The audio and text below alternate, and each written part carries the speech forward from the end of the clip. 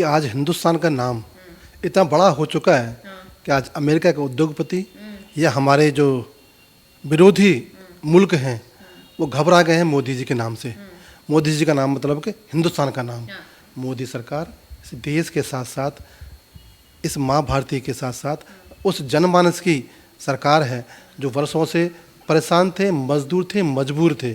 आज वो सशक्त समृद्ध बनकर मोदी जी के साथ खड़ा होकर इस देश के विकास में अपनी भूमिका निभा रहा है और तब ये देश विकसित बनकर दुनिया में अपना तिरंगा फहराने के लिए अग्रसर है। और इसको रोकने के लिए विदेशी ताकतें और कहीं ना कहीं हमारे देश की जो सरकारें रही हैं विपक्ष की, उनके भी सफ़ेद पोश मिलकर इस देश को बदनाम करने की, इस देश की अखंडता एकता को तोड़ने की और मोदी जी को रोकने की ताकत लगा रही हैं। इस देश का मुसलमान और देश का हिंदुस्तान का हर हिंदू नागरिक मोदी जी के साथ है। उस विदेशी ताकतों को हम देश में एंट्री नहीं करने देंगे, ये मेरा वादा है इस देश के प्रधानमंत्री से और देश के नागरिकों से। नमस्कार, बहुत स्वागत आपका। आप देख रहे हैं द न्यूज़ प्यारा हिंदुस्तान में आपका बहुत बहुत स्वागत है। आपके साथ मैं सृष्टि मिश्रा। आजकल जॉर्ज सोरस चर्चाओं का केंद्र बने हुए हैं। विदेशी मूल के हैं, अमेरिकी अरबपति हैं और उन पर कई तरीके से फ्रॉड के आरोप लगे चुके हैं। अब आपको बता दें कि मामला इसलिए गर्मा रहा है कि प्रधानमंत्री नरेंद्र मोदी को लेकर लगातार वो टिप्पणी कर रहे हैं। कभी कह रहे हैं कि प्रधानमंत्री को अडानी मामले को लेकर जवाब देना है, कभी कह रहे हैं कि मोदी सरकार लोकतांत्रिक सरकार नहीं है और मोदी सरकार को हटना ज़रूरी है। मोदी सरकार को हटना ज़रूरी है या फिर मोदी सरकार जनता के लिए क्या काम कर रही है, इसी बात पर चर्चा करेंगे। और चर्चा के लिए हमारे साथ मौजूद है पशमानदा मुस्लिम समाज के राष्ट्रीय अध्यक्ष एहसान खान जी। सर, सबसे पहले बहुत स्वागत है आपका। बहुत बहुत धन्यवाद। सर, आपसे मैं पूछना चाहूंगी, ये जो जॉर्ज सोरस हैं, अब इनकी जो चिट्ठी है वो लगातार आए दिनों में अखबार की सुर्खियों में छाई हुई है कि किस तरीके से इन पर भी कई गंभीर आरोप हैं। ये बताइए सर, कहा जा रहा है मोदी सरकार को हटना जरूरी है और जॉर्ज सोरस लगातार टिप्पणी कर रहे हैं राफेल युद्ध से लेकर, राफेल जिस तरीके से भारत फ्रांस के बीच जो कह लीजिए आप समझौता हुआ था राफेल डील को लेकर, उस पर भी कहा जा रहा है कि इनकी मिली भगत थी अगेंस्ट सरकार को दिखाने के लिए। पूरा मामला बताइए, क्या आज भारतीय जनता क्या कह रही है? मैं आपके चैनल के माध्यम से पूरे देश को बताना चाहता हूँ कि आज हिंदुस्तान का नाम इतना बड़ा हो चुका है कि आज अमेरिका के उद्योगपति या हमारे जो विरोधी मुल्क हैं वो घबरा गए हैं मोदी जी के नाम से। मोदी जी का नाम मतलब कि हिंदुस्तान का नाम। आज हर हिंदुस्तान का हिंदुस्तानी गौरव से अपने देश के साथ कंधे से कंधा मिलाकर इसको विकसित कर रहा है और समृद्ध और सशक्त बनाने के लिए मोदी सरकार ने वो फैसले किए हैं जो दुनिया भी इसको नमन करता है। आज विरोधी ताकत है, आज जो अमेरिका का जो एक उद्योगपति है वो कहीं ना कहीं ये कहने पर मजबूर हो गया है कि मोदी को रोकना होगा। और कहीं ना कहीं इस देश के अंदर, हमारे देश के अंदर भी जो विपक्ष है उसके अंदर भी सफ़ेद पोश के लोग भी हैं जो कहीं ना कहीं उनको समर्थन करते हैं।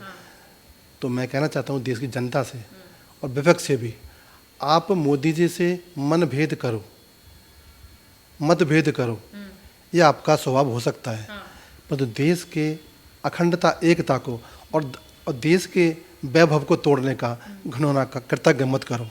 मोदी सरकार इस देश के साथ साथ इस माँ भारती के साथ साथ उस जनमानस की सरकार है जो वर्षों से परेशान थे, मजदूर थे, मजबूर थे। आज वो सशक्त समृद्ध बनकर मोदी जी के साथ खड़ा होकर इस देश के विकास में अपनी भूमिका निभा रहा है और तब ये देश विकसित बनकर दुनिया में अपना तिरंगा फहराने के लिए अग्रसर है। और इसको रोकने के लिए विदेशी ताकतें और कहीं ना कहीं हमारे देश की जो सरकारें रही हैं विपक्ष की, उनके भी सफ़ेद पोश मिलकर इस देश को बदनाम करने की, इस देश की अखंडता एकता को तोड़ने की और मोदी जी को रोकने की ताकत लगा रही हैं। इस देश का मुसलमान और देश का हिंदुस्तान का हर हिंदू नागरिक मोदी जी के साथ है। उस विदेशी ताकतों को हम देश में एंट्री नहीं करने देंगे, ये मेरा वादा है इस देश के प्रधानमंत्री से और देश के नागरिकों से कि आज देश का मुसलमान भारत सरकार के साथ कंधे से कंधा मिला खड़ा है। और जो विदेशी ताकतें हैं, जो हमारे देश के अंदर भी ताकतें हैं जो पनप रही हैं, हम उनके खिलाफ भी खड़े होकर मोदी जी के साथ हैं और देश विश्व गुरु बनने के लिए अग्रसर है। और 2024 के बाद में जब निर्णय होगा तो दुनिया में एक ऐसा मुल्क उभरेगा जो एक ऐसी ताकत बन जाएगा जो दुनिया को फैसले करने के लिए और दुनिया का साथ कंधे का कंधा मिलाने के लिए और दुनिया को आंख दिखाने के लिए सशक्त समृद्ध बनेगा।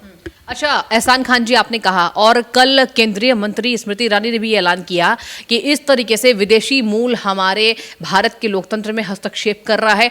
भारत की जनता से मैं आह्वान करती हूं कि एकजुटता दिखाए और ऐसे लोगों को नकारे और एकजुट होने की बहुत ज्यादा आवश्यकता है। ये बताइए एहसान खान जी, आपसे मैं जानना चाहूंगी थोड़ा संक्षेप में कि क्या लगता है कौन वो वजह रही होगी कि आज इस तरीके से विदेशी मूल के जो व्यक्ति हैं वो इस तरीके का कमेंट कर रहे प्रधानमंत्री को। और कहा जा रहा है, स्मृति ईरानी ने भी किया है, कि कहीं ना कहीं ये फंडिंग हो रही है और प्रधानमंत्री के चेहरे को धूमिल करने के लिए पूरी कोशिश कर रही है। क्या लगता है विपक्ष का हस्तक्षेप होना चाहिए?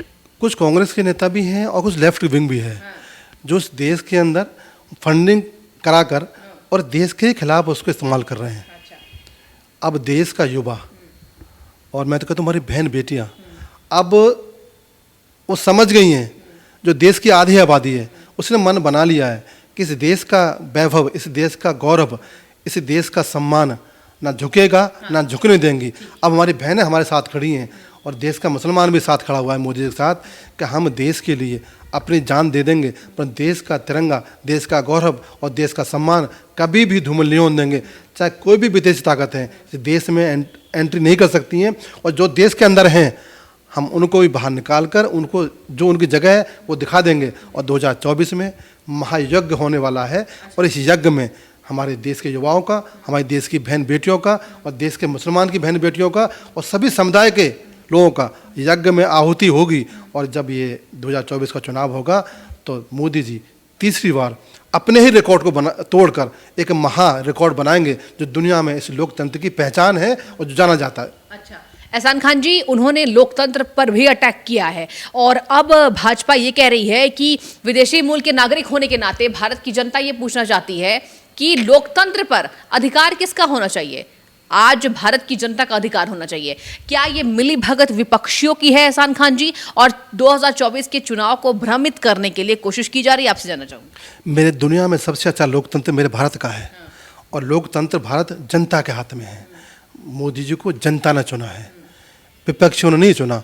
और इस देश की जनता ये मन बना चुकी है, आज मेरा देश सुरक्षित हाथों में है, अच्छे फैसले करने वालों में है और वो फैसले करता है जो देश हित में होते हैं।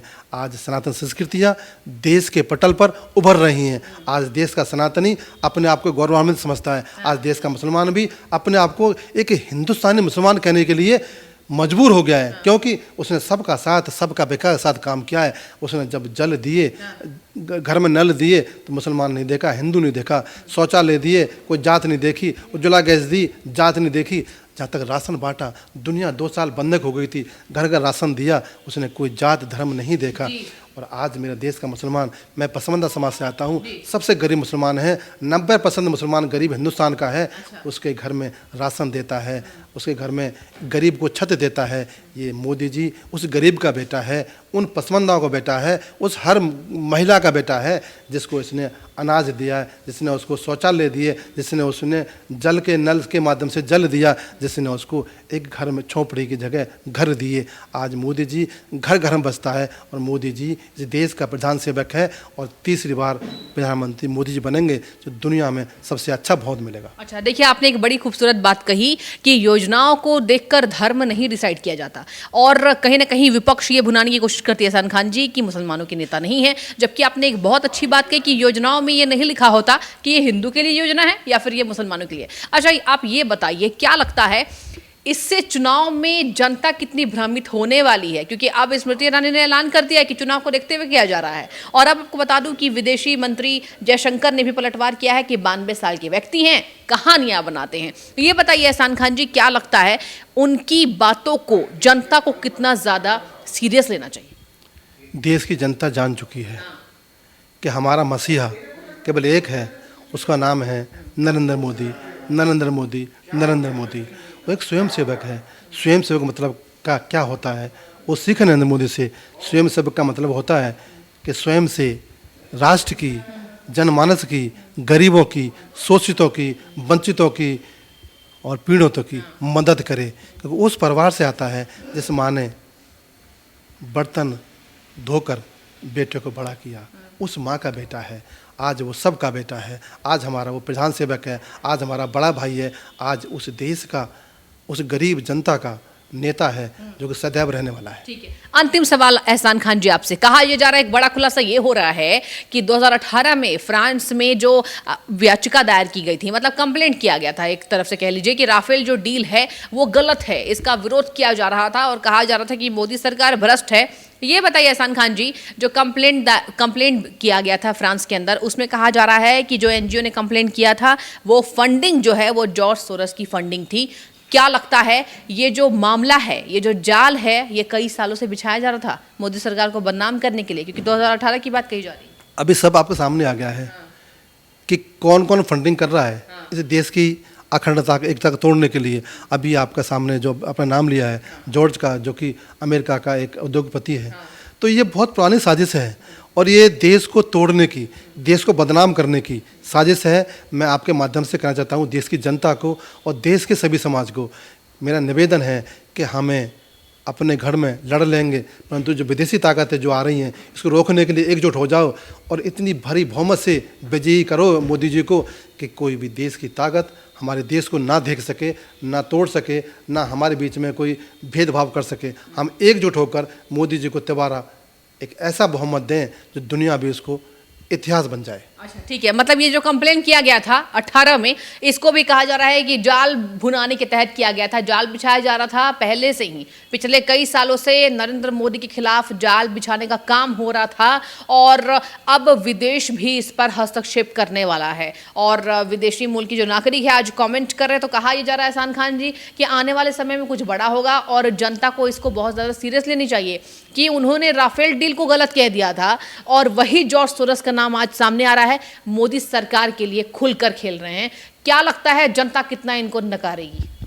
जनता नकार चुकी है, अब बचा क्या नकारने के लिए इनको।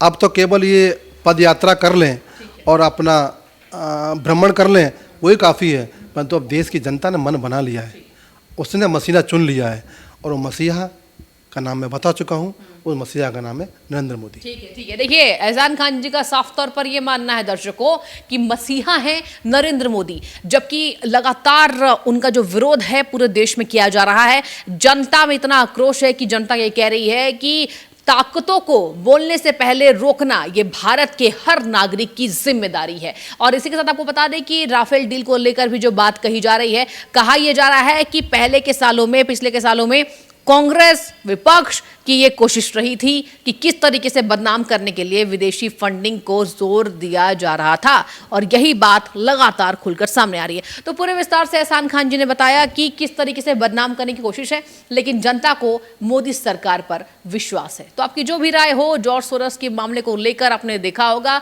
सुर्खियों में छाए हैं, तो जो भी समझ रहे हो आप और इस मुद्दे पर आपकी जो राय हो हमें कॉमेंट सेक्शन में बताइए। आपका बहुत धन्यवाद एहसान खान जी, आपका बहुत शुक्रिया। बहुत बहुत धन्यवाद।